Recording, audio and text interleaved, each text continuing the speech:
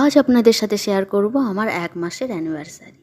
হ্যাঁ, আমাদের বিয়ের 1 মাস কমপ্লিট হলো আর সেটারই অ্যানিভার্সারি করতে চলেছি আমরা। এখন বাজে রাত 12টা বেজে 2 মিনিট আর এখন আমরা অ্যানিভার্সারির জন্য রেডি হয়ে গেছি। আর এই ড্রেসটা আমাকেও নতুন কিনে দিয়েছিল আর 1 মাসের জন্য আমি এটা পরলাম আজ।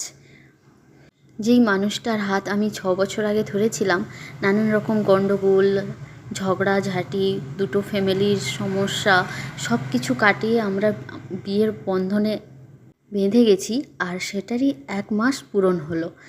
অনেক ঝামেলার পর না আমরা এই বিয়ের মুহূর্তটা কাটিয়েছি। তাই এই মুহূর্তগুলো না আমরা সেইভাবে মিস করতে চাইছি না।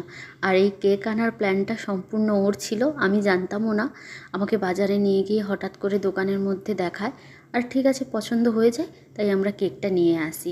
নিয়ে আসার পর আজ রাত 12টার সময় কাটার প্ল্যান করেছি আর সেটাই কাটছি। আমার ড্রেসটা নতুন ছিল, ওর ড্রেসটা নতুন ছিল না, ওরটা পুরনোই ছিল। আর কালও একটা জায়গায় বেড়াতে যাওয়ার প্ল্যান করেছি, খুব ভালো জায়গা, আপনারা দেখতে থাকবেন আমার ভিডিও, আমি সেটাও শেয়ার করব আপনাদের সাথে। তো চলুন কেকটা কেটে এখন আমরা সেলিব্রেট করছি। এখানে তো আর আমাদের ফ্যামিলির কেউ নেই, আমরা বাইরে আছি।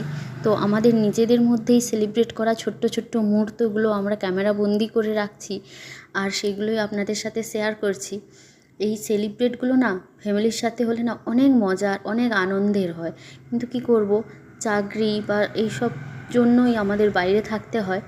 আমিও একটা সময় একাই বাইরে ছিলাম, যাই হোক এখন কাউকে একটা সঙ্গে পেয়েছি, দুজনে মিলেই বাইরে থাকি। ও একা যখন বাইরে থাকতো সব কিছুটা খুব মিস করতো, আমাকে বলে বলে বোঝাতো যে আমি দুর্গাপুজো, বাঙালির যেসব উৎসব অনুষ্ঠানগুলো হয়, তবে এখন চেষ্টা করব এখন থেকে আমরা দুজনেই সব কিছুটা একসাথে কাটানোর।